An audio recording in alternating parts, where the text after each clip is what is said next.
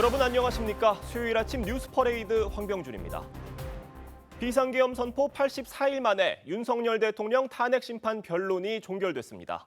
최후 진술에 나선 윤 대통령은 1시간 10분 가까이 비상계엄의 정당성을 주장했는데 거대 야당의 줄탄핵과 입법 폭주로 계엄이 불가피했고 만약 직무에 복귀하더라도 임기에 연연하지 않겠다고 밝혔습니다. 주재용 기자입니다.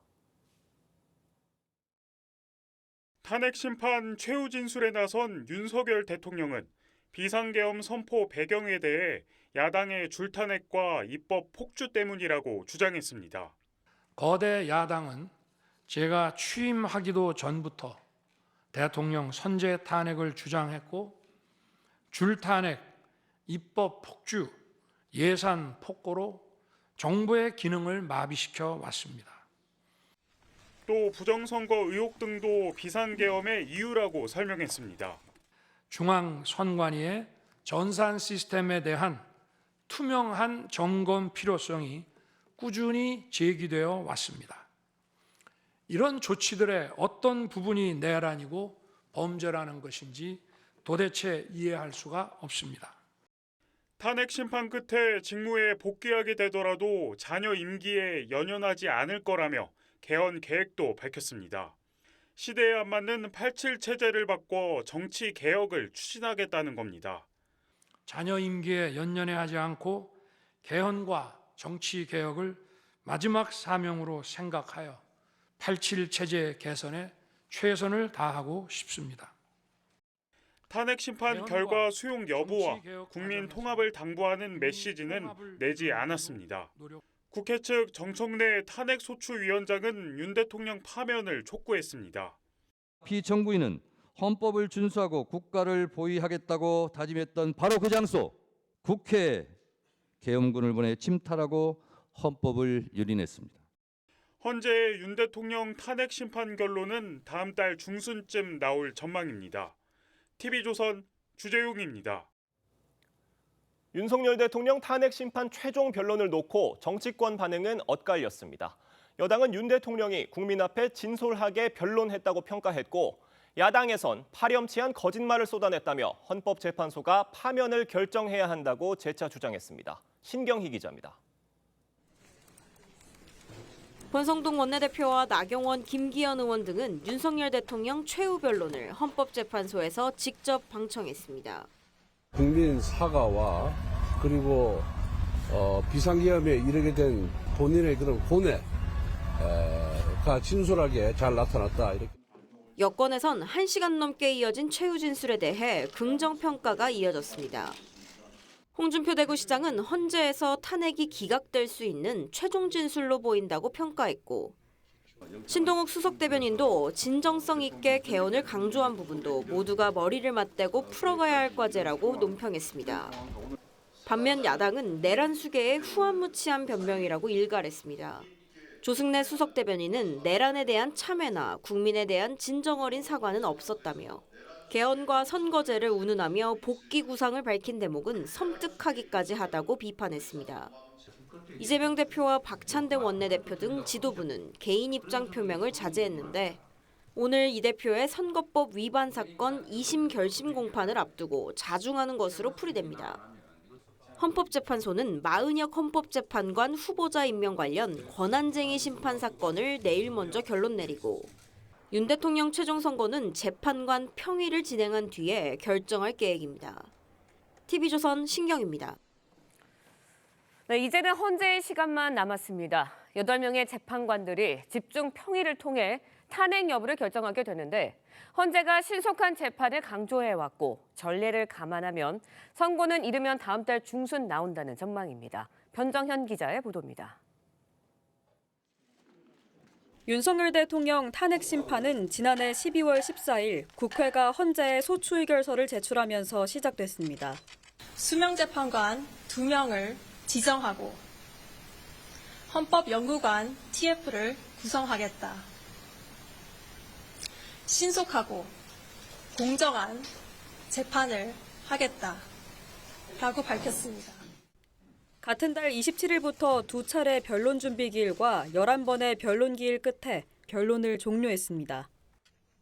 비상계엄 선포 84일 만이자 탄핵 소추안이 가결된 지 73일 만입니다.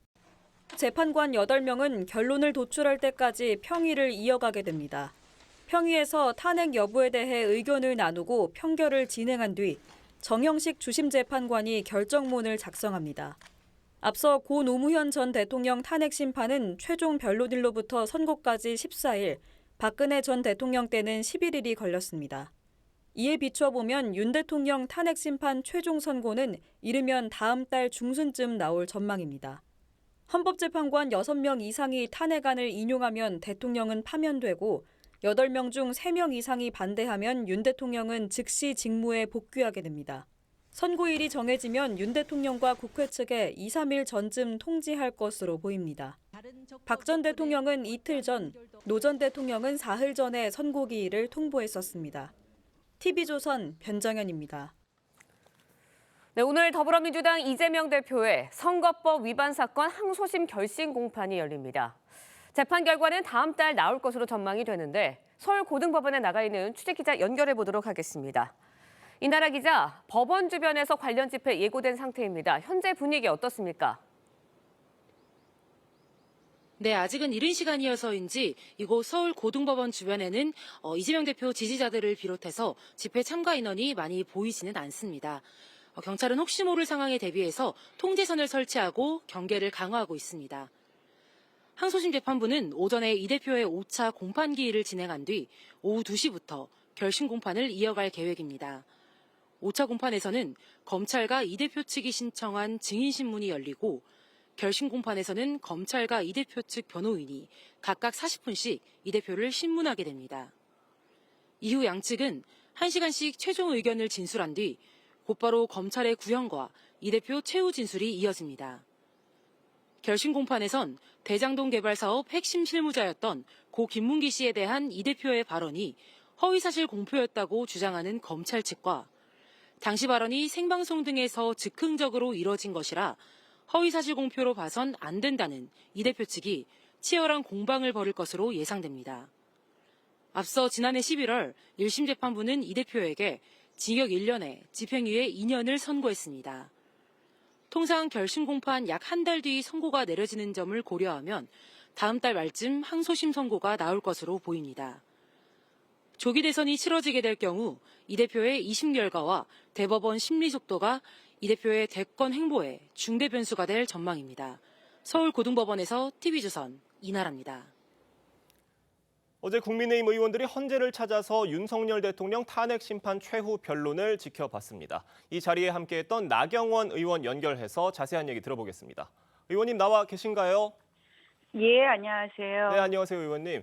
윤 대통령 탄핵 심판 최종 변론 직접 헌재에서 방청을 하고 오셨는데 어제 헌재 앞에 긴장감 굉장히 감돌았습니다. 직접 보고 느끼신 재판정 분위기 어땠는지 설명해 주신다면요.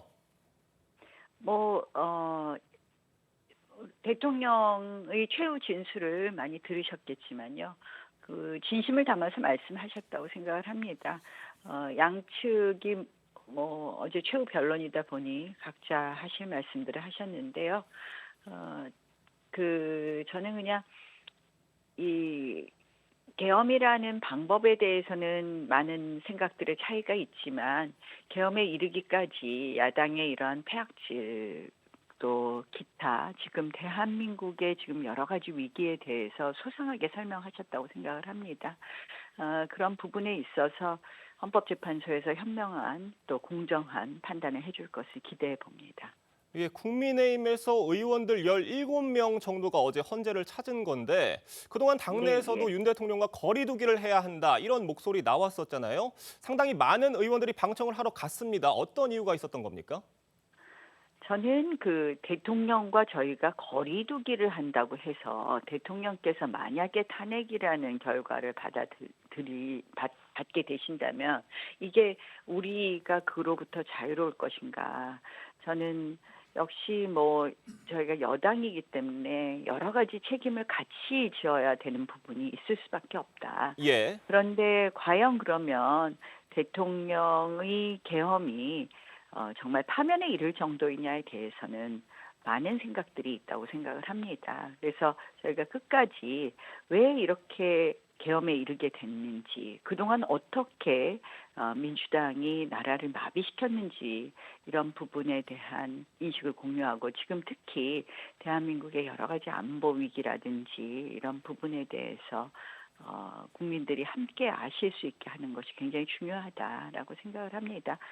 네. 조금 전에도 이재명 대표 재판에 관한 말씀을 하셨는데요. 결국은 이재명 대표가 5개 재판부에서 12개 혐의로 지금 재판받고 있지 않습니까? 그 예. 재판 때문에 말도 안 되는 세상의 헌정사상 처음 검사도 탄핵했습니다. 이 검사들 탄핵한 걸 보면요, 전부 다 이재명 대표 재판하고 관련된 사람들이에요. 뭐 29번의 탄핵을 했는데요. 뭐 째려봤다는 이유로 탄핵을 하는 것부터 시작해서 이 말도 안 되는 일을 본인들이 단순히 의석수를 많이 가졌다는 이유로 이렇게 탄핵을 하면서 나라를 마비시켰습니다. 어제 저는 정청래 의원의 발언을 보고 경악을 금치 못했습니다. 예. 뭐라고 이야기를 하냐면, 국회는 다수결이다. 우리가 다수결에 따라서 모든 일을 했는데 무엇이 잘못이냐, 이 이야기입니다. 한마디로. 국회는 네. 다수결이라는 이유로 이렇게 다수의 일종의 횡포로 인해서, 다수의 독재로 인해서 나라를 마비시켜놓고 그런 이야기를 하는 것을 듣고 있으면서 정말 이 모든 것이 사실은 이런 과정에 이르는 데 있어서 민주당이 이렇게 나라를 망친 것에 대해서 어제 다시 한번 좀 저도 생각하면서, 우리 당이 또 그런 부분을 제대로 국민들께 알리지 못한 것에 대해서 참 저희도 잘못했다, 이런 생각을 하면서 법정에 있었는데요. 예. 대통령께서 하신 말씀 중에서는 어쨌든 전반부에 나라를 개혁하고자 했으나 제대로 되지 못한 부분, 또 그 가운데 있어서 실질적으로 이 대한민국 내에 이 민노총이라든지 북한과 계속해서 이 활동 같이 하고 있는 부분, 뭐 이런 부분 말씀해 주셨고, 이제 탄핵이 되지 않고 본인이 직무에 복귀하게 된다면 임기에 연연하지 않고 이 정치 개혁을 하겠다고 하신 부분은 상당히 공감되는 부분이 있습니다. 저희가 이제 임기에 연연하지 않고에 좀 방점을 두어야 될 것 같은데요. 예. 정치 개혁하면 이제 결국은 개헌이 필요할 수밖에 없고 87년 체제를 넘어야 되는 정치 개혁이 필요합니다. 이거는 대통령제에 대한 문제점뿐만 아니라 이렇게 다수를 점한 의회, 한마디로 거대 일당을 상정하지 않은 국회였기 때문에 이 제왕적 의회의 권한도 반드시 견제해야 됩니다. 그런데 이렇게 탄핵을 남발해서 사실상 어떤 탄핵도 인용되지 않지 않았습니까, 지금까지? 그렇다면 그런 것에 대해서 그런 탄핵을 남발한 국회는 정말 의회 해상권도 발동할 수 있게 한다든지 이런 식으로 해서, 저는 이 정치 개혁을 해야 되는데, 그 정치 개혁 핵심이 대통령 개헌하게 되면 임기와 관련돼서 임기 단축해야 된다, 뭐 이런 얘기가 나오니까 안 되지 않았습니까? 뭐 선거 시기하고 맞추다 보니까. 네. 저는 이번 기회에 그 직무 복귀하신다면 그걸 하시겠다고 하니까 저희가 한번 87년 체제를 극복하는 데 있어서의 역할을 한번 또 그리고 그렇게 해서 대한민국이 좀 미래로 갈 수 있는 대한민국 됐으면 하는 그런 생각을 해봤습니다. 네, 알겠습니다. 의원님, 저희가 지금 시간상 많은 질문은 더 추가로 더 드리긴 어려울 것 같은데 마지막으로 한 가지만 여쭤보면요. 의원님께서는 이번 헌법재판소의 심판 결과, 선고 결과 어떻게 예측하십니까?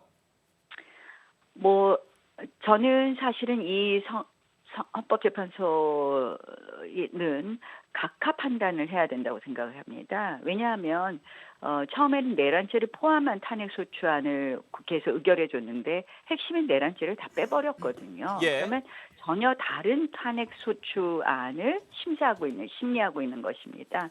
그래서 전혀 다른 탄핵소추안에 대해서 본회의에서 재의결을 했어야 되는데 그런 절차를 거치지 않았습니다. 그러니까 탄핵안에 찬성했던 모 의원도 이렇게 얘기했거든요. 내란죄가 빼졌으면 본인은 찬성하지 않았을 것이다. 그렇다면 어떻게 보면 탄핵 소추안이라는 것이 의결되지 않을 수도 있었던 것이죠. 예. 그래서 저는 각하하는 것이 맞다라고 생각을 합니다. 네, 알겠습니다. 그러나 이제 이건 저의 생각이고 헌법재판소가 그동안 보여준 편향적 태도를 보면 굉장히 우려되는 바가 많이 있습니다. 결국 국론의 분열로 올 그런 결과들. 그러니까 저희가 이제 모든 것이 헌법과 법치에 따라야 되는데 그 위에 헌법을 밟고 서서 재판을 할까 그것이 가장 걱정되는 부분입니다. 네, 재판 과정에 여러 가지 아쉬운 부분들이 있었고 그래서 각하되는 게 맞다 이런 말씀해 주신 것 같습니다, 의원님. 오늘 말씀 잘 들었습니다. 지금까지 국민의힘 나경원 의원과 이야기 나눴습니다. 네, 계속해서 패널 4분과 함께 탄핵심판 최후 변론 주요 쟁점들 자세히 짚어보겠습니다. 네, 윤기찬 국민의힘 법률위 부위원장, 김진욱 전 민주당 대변인, 설주환 변호사, 강전애 변호사 함께합니다. 안녕하세요. 안녕하세요. 윤석열 대통령은 약 67분간 직접 작성한 최후 진술서를 읽었는데요. 목소리 직접 들어보겠습니다.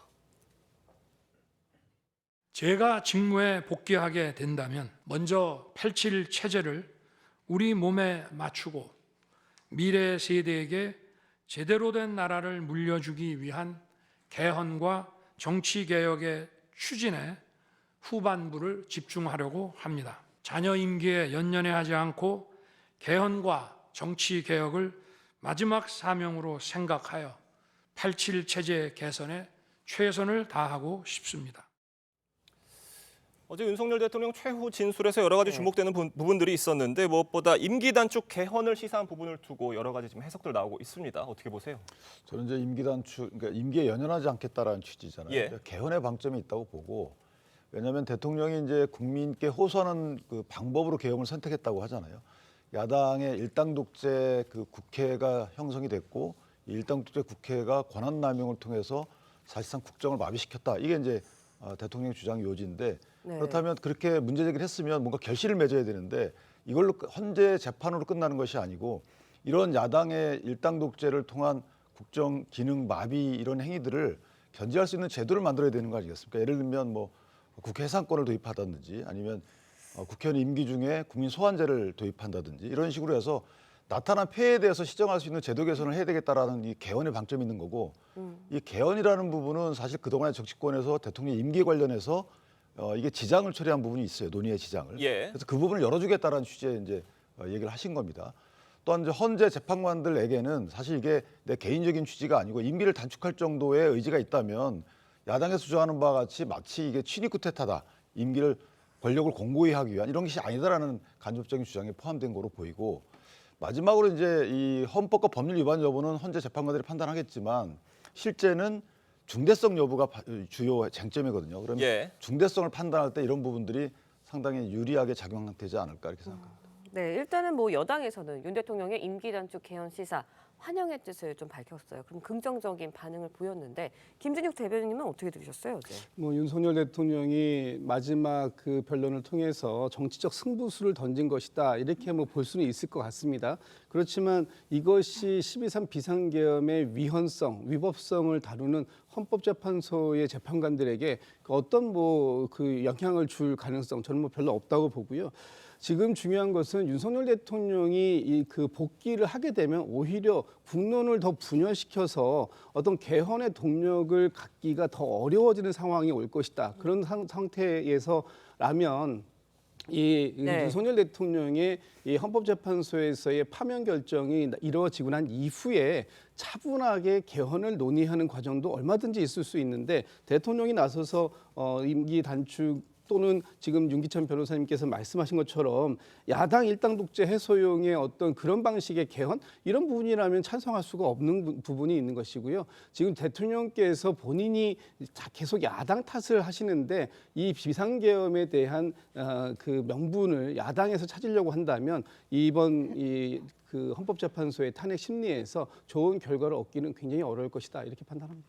네, 지금 결국 11번의 변론 기일이 마무리가 됐고요. 결국 이 시점에서 중요한 거는 헌법재판관들이 어떻게 지금 판단을 할지인 것 같은데 윤석열 대통령이 개헌을 언급하고 임기에 연연하지 않겠다 이 발언을 한 게 재판관들이 어떻게 좀 볼지가 궁금한 부분인 것 같아요. 어떻게 보세요? 네, 일단은 대통령은 어제 최후 진술에 있어서 개헌과 정치개혁을 본인의 마지막 사명이다라고 이야기를 했거든요. 민주당 측이나 일각에서 제기됐었던 이번 비상계엄이 본인의 임기 연장을 위한 것이 아니냐라는 그러한 의문에 대해서 전혀 아니다. 오히려 국가적 위기에 대해서 진정성을 가졌던 행동이었다라고 어필을 한 것으로 보입니다. 네. 그렇다면 재판관들 입장에서는 헌법 수호의 의지에 대해서도 판단을 하게 되는데요. 과거에 이제 박근혜 전 대통령 같은 경우에는 헌법 수호의 의지를 보이지 않았다라는 것이 탄핵에 있어서 좀 결정적인 사유로서 들어가기도 했습니다.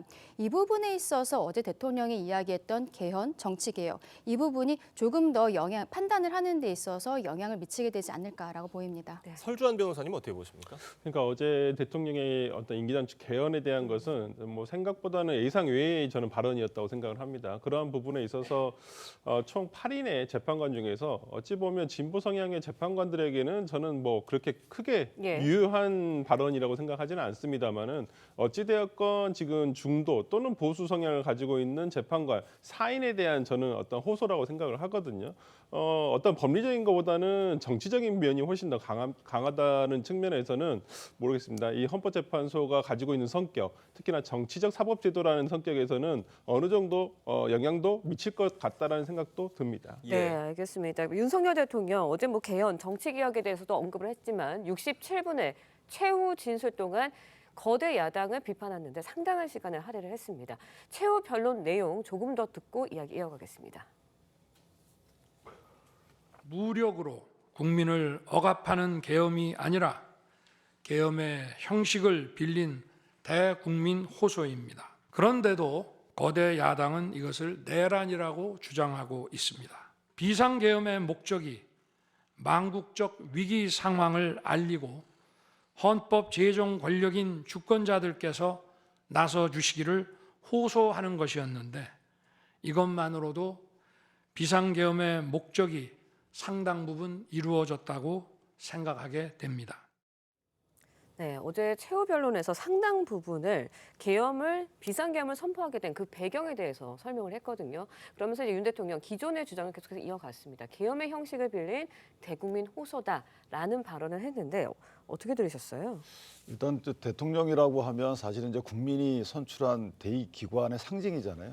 국회도 마찬가지입니다. 그런데 두 기관이 만약에 충돌할 때 특히나 그중에 한 기관이 사익을 위해서 또는 당리당략적 판단을 해서 국민의 공익을 해칠 때 양측에서 견제할 수 있는 수단이 없다는 거예요. 그 말을 하는 거고 예를 들면 5년째 지금 민주당이 일당 독재를 하고 계신데 국회를 장악해서 국회에서 국민을 위한 법안을 만들기보다는 마치 근데 그때 필요한 정치 상황에 맞는 법안 특히나 이재명 대표의 방탄 법안도 발의한 부분이 여러 번 있고 황당한 법안도 많지 않습니까? 현재 재판 계류 중인데 그 재판에 근거된 법률을 고치겠다고 하는 이런 황당한 이 법안도 많기 때문에 이런 것들이 사실 국민 공익에 부합하지 않는다는 의미이고 문제는 뭐냐면 이것이 매일 뉴스를 통해서 국민께 전달되다 보니까 처음에는 되게 놀랍지만 매번 되다 보니까 싸움으로 인식을 하는 거죠. 국민들께서는. 이런 부분에 대해서 대통령으로서 어떻게 할 수 있는 방법이 없더라. 그래서 이것뿐이 없었다. 오죽하면 이걸 했겠냐라는 불가피성을 얘기하는 거라서 저 부분은 헌재 재판관들께 아까 제가 말씀드린 대로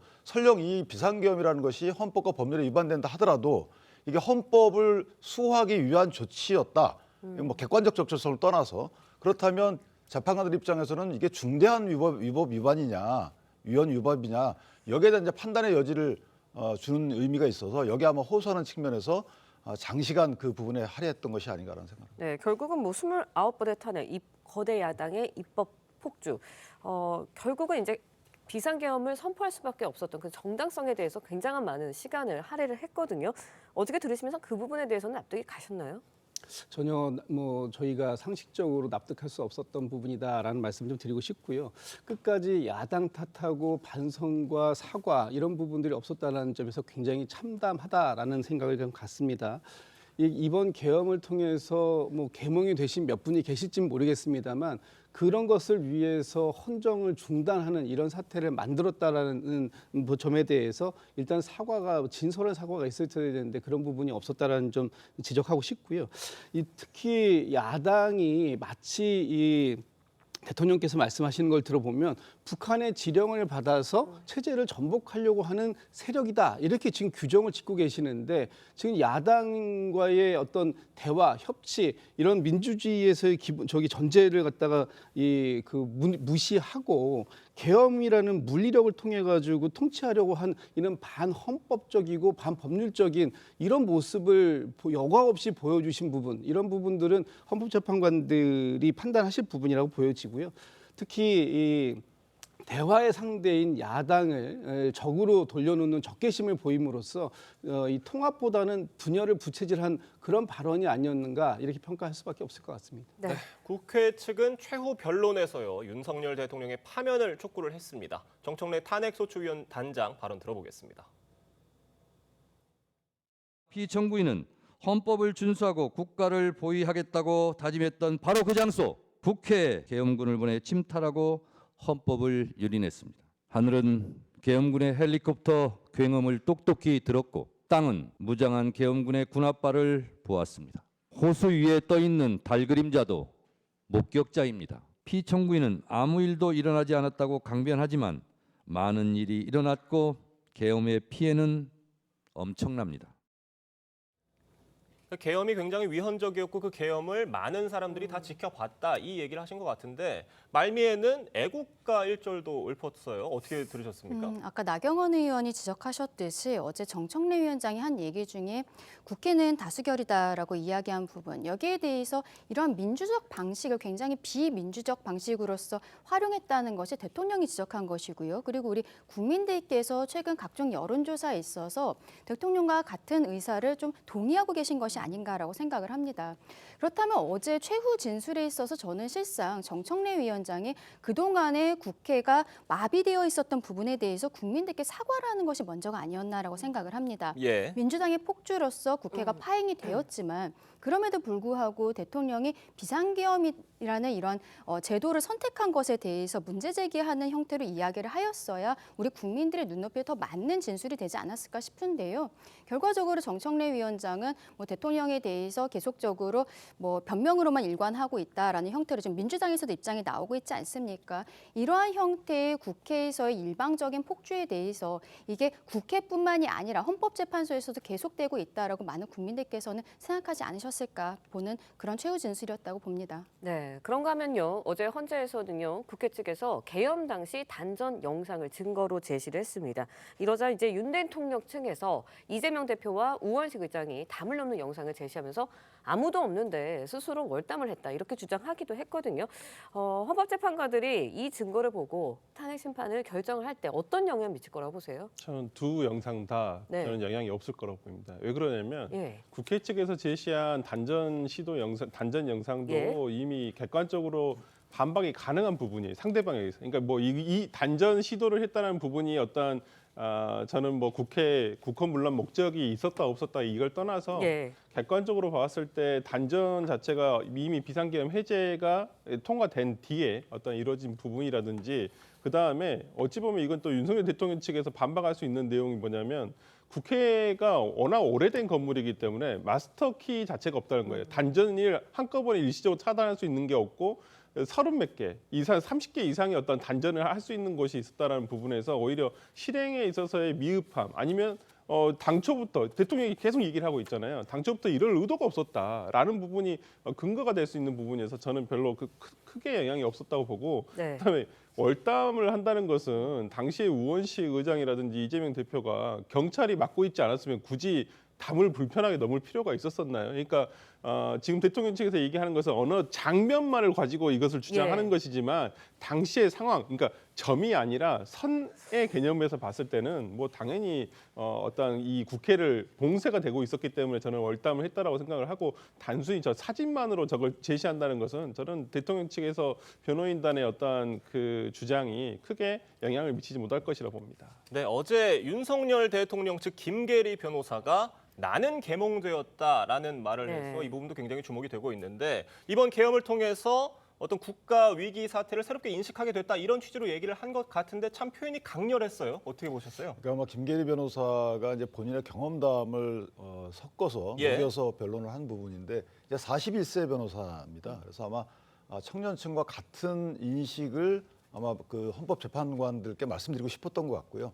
취지는 뭐냐면 개몽됐다라는 단어 썼지만 어쨌든 국가의 위기 상황이라는 점에 새삼 느끼게 됐다라는 취지를 이제 애둘러서 표현한 것인데 이제 그러나 변호사로서는 좀 객관적인 단어들을 쓰는 것이 맞아요. 왜냐하면 저 부분은 이제 국민이 보고 나서 저 변론에 따라서 국민적 의사 형성이 될 수 있어도 그러니까 재판관들에게는 변호사의 경험담을 섞어서 변론하는 것은 바람직해 보이지는 않습니다. 그래서 저분은 이제 아마 본인이 워낙 확신에 찬 그리고 민주당의 뭐 파쇼란 단어까지 써가면서 비판을 하려 했는데 어찌됐든 그 취지는 그렇습니다. 제가 볼 때는 본인 같은 청년들도 이번 그 대통령 계엄 그 비상계엄 선포 행위에 대해서 이런 취지로 설득되는 바가 없지 않다 이런 것을 아마 재판관들께 전달한 것이 아닌가 싶습니다. 네, 이제는 오롯이 헌재의 시간이 되고 있는 것 같아요.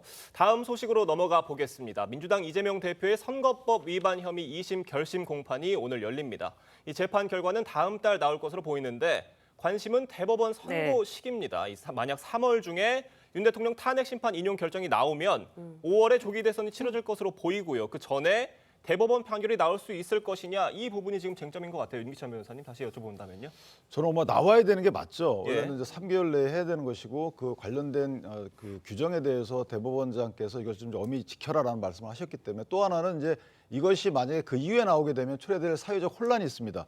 지금 뭐 연이어 나오는 이슈지만 과연 그 헌법 관련된 규정을 해석을 만약에 대통령 당선이 되게 되면 기존에 했던 재판을 중단하느냐 마느냐 이거 갖고 또 논의가 이어지고 있잖아요. 그렇다면 이게 만약에 대법원 판결이 그 당시에 기각되든 아니면 그러니까 이재명 대표한테 유리하든 불리하든 끝내줘야지만 대선이라는 중차대한 국민의 권한을 위임하는 이런 절차를 흠결 없이 또는 큰 혼란 없이 치를 수 있는 것이지 이거 무작정 나의 피선거권 박탈 시기를 늦춘다. 이래가지고 국민적 혼란을 뒤로 하고 본인의 이득을 챙긴다. 저는 오히려 이재명 대표께서 이때까지 내달라라고 선언을 하셔야 된다고 봐요. 어떤 결론이라도 받아들일 테니까 만약에 조기 대선 확정이 된다면 이때까지는 결론 내달라라고 선언적으로 말씀하시는 게 어떨까 생각합니다. 네, 선고 시기에 대해서 관심이 쏠리는데 선고 결과에 대해서도 관심이 쏠리고 있습니다. 일단은 1심에서는 징역 1년에 집행유예 2년이 선고가 됐거든요. 그런데 최근에 이재명 대표 아무 걱정 없다. 2심에 대해서 항소심에 대해서 뭐 기억에 관한 문제 처벌할 수 없다. 이렇게 주장을 하고 있습니다. 1심에서 2심에서 판결이 뒤집힐 가능성이 있다고 보시나요? 뭐 본인이 그 출연한 뭐 프로그램도 상당히 민주당 지지자들이 많이 보는 프로그램이고 아마 저는 지지자들에 대한 메시지라고 생각을 하고요. 법적인 대응을 얘기하는 것은 아니라고 봅니다. 반은 맞고 반은 틀리다고 봅니다. 뭐 김문기 씨에 대한 기억 부분은 뭐 이재명 대표가 얘기하듯이 기억에 대한 부분일 수도 있죠. 하지만 백현동 어떤 4단계 종상향 관련한 부분은 당시에 경기도지사로서 어떤 경기도 감사 현장에서 판넬까지 준비를 해서 해명을 하기 위해서 나온 문제이기 때문에 이건 기억에 대한 문제가 아니죠. 이건 본인이 그 당시에 특혜가 없었다라는 부분을 해명하는 과정에서 허위 사실을 유포했다라고 해서 1심에서 유죄를 받은 부분이기 때문에 저는 뭐 정확한 답변은 아니었다고 저는 봅니다. 네, 앞서 이 대표가 헌법 84조에 이 대통령 불소추 특권을 들면서 대통령이 당선이 되면 본인에 대한 재판이 중지될 거다 이렇게 주장한 것을 두고도 갑론을박이 이어지고 있는 상황인데 이 대통령이 당선 전에 재판에 넘겨진 경우에 대한 전례가 없는 만큼 논란의 여지가 있을 것 같아요. 그래서 우리가 지금 뉴스퍼레이드에서도 이 이야기에 대해 하고 있고 다른 언론에서도 얘기한다는 것이 다수설이 없다라는 것이거든요. 그런데 이재명 대표는 방송에 나와서 그것이 본인에 대한 재판이 정지되는 것이 다수설이다라고 명시적으로 이야기를 한 부분은 굉장히 부적절했다 생각합니다. 저는 그렇게 이야기한 것이 말하자면 지금 본인에 대해서 재판을 하고 있는 판사라든지 아직도 수사 중인 사건들이 있거든요. 수사 중인 사건의 검사라든지 이런 사람들에 대해서 본인이 유력한 대권주자로서 압박을 가하기 위해서 한 이야기가 아닌가 싶고요. 만약에 본인이 정말로 당당하다면 지금 모든 사건에 있어서 억울하다는 입장 아니겠습니까? 그러면 오히려 내가 지금 대권에 도전하기 전에 판결 선고를 빨리 해달라고 이야기하는 것이 국민들의 눈높이는 더 맞는 입장이지 않나라고 생각합니다. 네, 이재명 대표 결심 공판 소식은 이어지는 시사 프로에서 더 전해드리도록 하겠습니다. 네 분 말씀 여기까지 듣겠습니다. 감사합니다. 맞습니다. 오늘 새벽 광주에서 경찰관이 흉기 공격을 받는 사건이 벌어졌습니다. 네, 경찰은 흉기 난동을 진압하는 과정에서 총기를 사용해 가해자가 숨졌는데요. 보도국 연결해서 자세한 상황 알아보도록 하겠습니다. 주재용 기자, 네, 전해주시죠. 네, 오늘 새벽 3시 11분 광주광역시 동구 금남로 4가역 교차로 인근 인도에서 112 신고를 받고 출동한 50대 경찰관 A씨가 신원 미상의 B씨로부터 흉기 공격을 당했습니다. 경찰은 B씨를 제압하는 과정에서 총기를 사용했고 실탄에 맞은 B씨는 심정지 상태에서 병원으로 이송됐으나 숨졌습니다. 흉기 공격을 당한 경찰관 A씨도 목 주변과 얼굴을 심하게 다쳐 병원으로 옮겨져 응급 수술을 받고 있습니다. 경찰은 한 남성이 따라온다는 112 신고를 받고 현장에 출동한 것으로 알려졌습니다. B씨는 거리에서 경찰과 맞닥뜨리자 종이 가방에서 흉기를 꺼내 난동을 부리며 경찰관들을 위협한 것으로 전해졌습니다. 경찰은 B씨가 흉기를 내려놓지 않자 테이저건을 쐈고 테이저건이 빗나가자 공포탄을 발포했습니다. 그 사이 B씨는 두 차례 경찰관 A씨를 공격했고 두 사람이 뒤엉킨 상태에서 실탄 3발이 발포된 것으로 잠정 조사됐습니다. 경찰은 정확한 사건 경위 파악과 함께 총기 사용이 적법했는지 등을 조사할 계획입니다. 지금까지 보도국에서 전해드렸습니다. 어제 경기 안성 고속도로 교량 공사 현장 붕괴 사고로 교량 위에서 작업하던 10명이 떨어져 4명이 숨지고 6명이 다쳤습니다. 네, 국토교통부와 경찰청, 소방청 등 4개 기관이 합동으로 사고 원인 조사에 들어갔습니다. 김다로 기자의 보도입니다. 서울 세종고속도로 청용천교 공사 현장. 거대한 콘크리트와 철제 구조물이 한쪽으로 기울어지더니 차례대로 폭삭 무너져 내립니다. 콘크리트 구조물은 가운데부터 V자를 그리며 떨어집니다. 교량 주변은 순식간에 뿌연 먼지로 뒤덮입니다. 꽝 하니까 뭐 이게 꽝 하니까 그냥 울렸잖아요. 굉장했어요. 지진하려고 물어봤어요. 그러니까 오전 9시 50분쯤 일어난 이 붕괴 사고로 교량 위에서 작업하던 근로자 10명이 함께 떨어졌습니다. 사고가 나자 소방청은 국가소방동원령을 내리고 경기와 충청 지역의 특수구조대와 화학구조대까지 투입해 구조에 나섰습니다. 장비가 들어가기가 굉장히 곤란해가지고 저희 구조대원들이 그 유압 장비를 활용을 해가지고 구조를 하다 보니까 좀 어려움은 좀 있었어요. 구조 4시간 30분 만에 매몰돼 있던 10명을 모두 찾았지만 한국인 2명과 중국인 2명 등 4명은 숨졌습니다. 부상자 6명은 아주대병원과 당국대병원, 한림대병원 등으로 분산 이송돼 치료를 받고 있는데 5명이 중상입니다. 사고가 난 교량 교각의 높이는 최대 52m에 이릅니다. 바닥으로 떨어진 콘크리트 구조물은 엿가락처럼 휘어진 채 널브러져 있습니다. 구조물이 떨어진 구간의 거리는 210m로 교량 아래로는 34번 국도가 지납니다. 나도 저기 30초 정도만 저기 했었으면 영안실화가 있을 뻔했어. 그렇지, 이 길로 나왔으니까. 경찰은 추가 붕괴가 우려돼 안전이 확인될 때까지 도로를 통제하기로 했습니다. TV조선 김다로입니다. 전해드린 대로 공사 중인 고속도로 교각 위 구조물이 붕괴되는 사고가 발생해서 작업자 4명이 숨지고 6명이 다쳤습니다. 네, 사고 내용과 원인 전문가와 함께 자세히 짚어보도록 하겠습니다. 이송규 한국안전전문가협회 회장 함께합니다. 안녕하세요. 네, 안녕하세요. 박사님, 저희가 먼저 이거부터 여쭤볼게요. 사고 당시에 해당 공사장에선 정확히 어떤 작업이 진행되고 있었던 겁니까? 그러니까 우리가 계속 지금 방송에 나왔지만 우리가 이제 교량을 한번 보면요. 예. 이 교량의 종류가 거더교라는 거 있거든요. 예. 근데 그 거더가 우리 지금 한국말로 하면은 대들보거든요. 그래서 대들보를 얹어놓는다는 얘기예요. 예. 그래서 교량을 이제 건설할 때 맨 처음에 기둥이 있죠. 예. 이걸 이제 교각이라 하거든요. 예. 교각 위에 대들보, 거더를 설치를 합니다. 네. 근데 이제 우리가 방송에서도 빔이라고도 이야기하죠. 전부 똑같은 말입니다. 예. 빔이나 거더나 저기 뭡니까? 여기 대들보. 예, 똑같은 대들보. 얘기죠. 예. 근데 이 대들보를 설치하는 과정에서 이 대들보 전체적으로 상판이 무너졌다. 그 현장이거든요. 예, 알겠습니다. 근데요, 당시 이제 영상을 보면 콘크리트 구조물이 V자로 이렇게 휘어지면서 붕괴가 그렇죠. 됩니다. 박사님 보시기에 그렇게 구조물이 V자 형태로 휘어지면서 붕괴가 될 정도면 어떤 상황이었다 이렇게 판단할 수 있을까요? 지금 이제 그 거더, 지금 이게 교각과 교각 예. 사이에 설치가 돼 있죠. 예. 여기도 설치가 돼 있죠. 근데 사고가 난 지점은 교각의 이 거더에 맨 처음에 하나, 두 개, 예, 예. 네 개, 다섯 개가 이렇게 서남 방향이더라고요. 예, 무너지잖아요. 예. 그럼 이게 무너지면서 이 다리의 교각이 벌어질 수가 있습니다. 그러면은 옆에 있는 이 교각이 예. 붙여 있으면서 눌려지니까 가장 약한 부분이 중간 부분이 되겠죠. 예. 그래서 거더가 양쪽으로 눌렸다. 한쪽에서 눌렸다. 이쪽이 무너지면서 이 교각이 틀어지면서 이쪽에 있는 거더를 눌렀기 때문에 눌리면서 가장 약한 부분이 중간인데 V자 형식으로 쏟아졌다. 이렇게 이제 볼 수가 균형이 있겠죠. 조금 불균형이 일어났다고 봐도 되는 건가요? 맨 처음에 무너질 때. 네, 그렇죠. 불균형으로 이제 무너졌다. 그렇죠. 지금 설비에 있는 것들이 한쪽으로 무너졌거든요. 예. 이쪽으로 무너졌다는 얘기는 무슨 이유인가에 의해서 힘의 불균형이 있었었고요. 또 다르게 이야기하면 그 한쪽 부분이 그 거더 연결 부분이 약했다. 그렇게 볼 수가 있죠. 거기서부터 지금 무너짐이 시작돼서 연쇄적으로 도미노처럼 무너졌다. 이렇게 저 보이죠.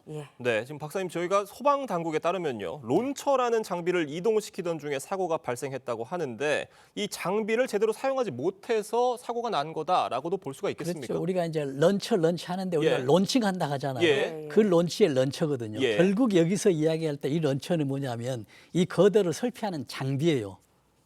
이 장비를 작동을 하다. 예. 지금 소방서 예. 브리핑에 보면 어떻게 나오냐면 상행선에서는 설치를 다 하고 하행선으로 이 런처가 이동하는 과정에서 지금 무너지기 시작했다라고 이야기하거든요. 네.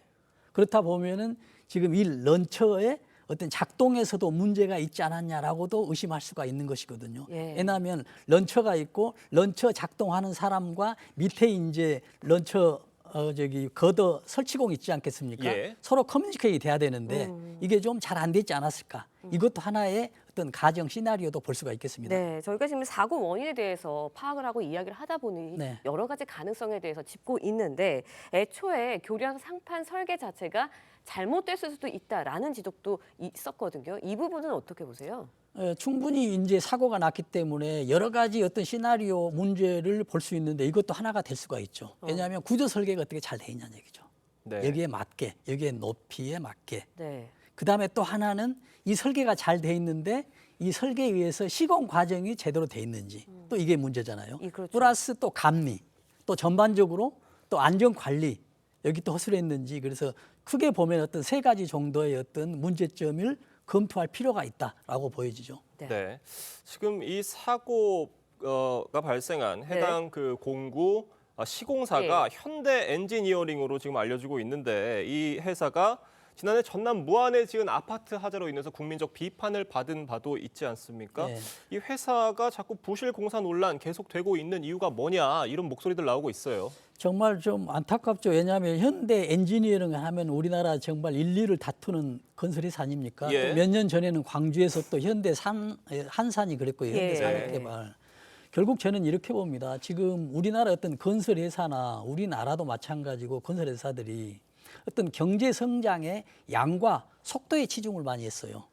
그래서 네. 양이 많고 속도가 빠르면 예. 우수한 건설 업체다라고 했는데 지금 이 시점에서는 어떤 건설의 양 속도도 중요하지만 더 중요한 것은 얼마만한 안전도가 있느냐에 따라서 건설 업체의 어떤 평가가 돼야 된다라는 예. 그런 시점이 왔다고 생각합니다. 네, 조심스럽지만 말씀해 주셔서 추가로 여쭤볼게요.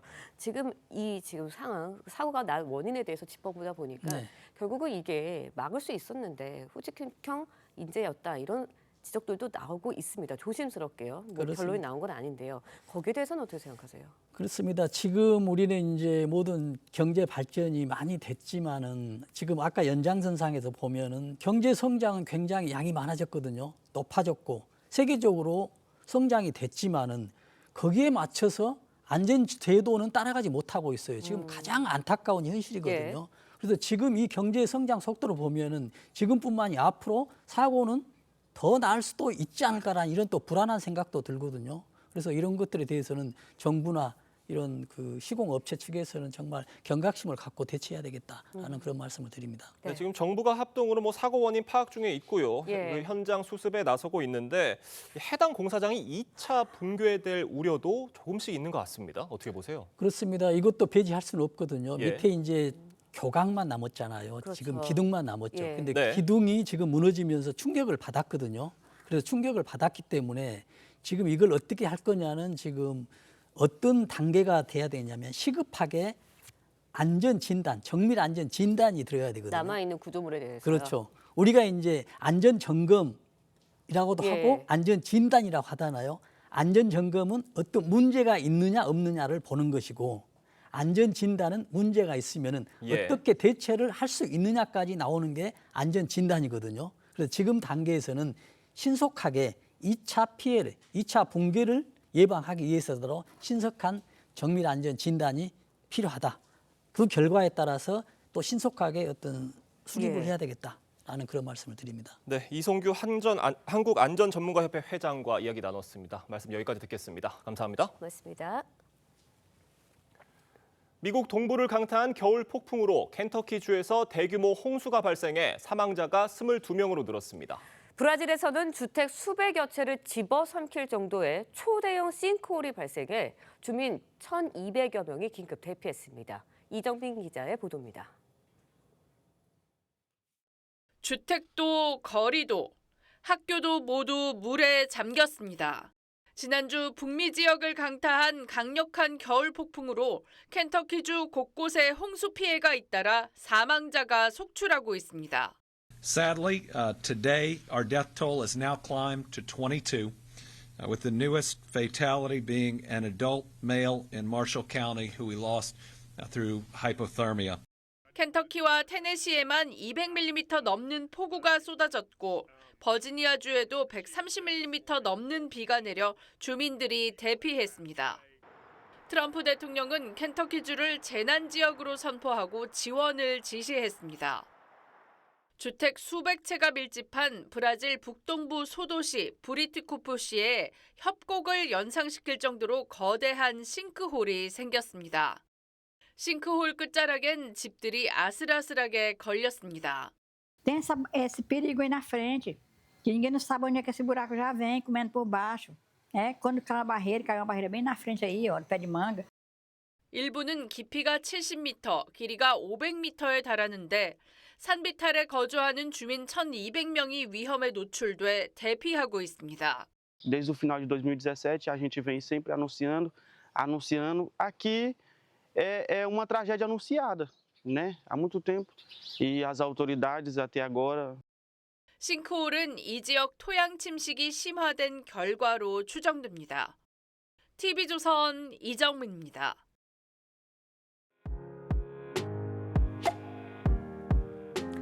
네, 렌즈에 담긴 그 순간 그 의미를 짚어보는 시간이죠. 사진 기자가 선택한 아침의 한 장입니다. 오늘은 조선일보 사진부 장면성 기자와 함께합니다.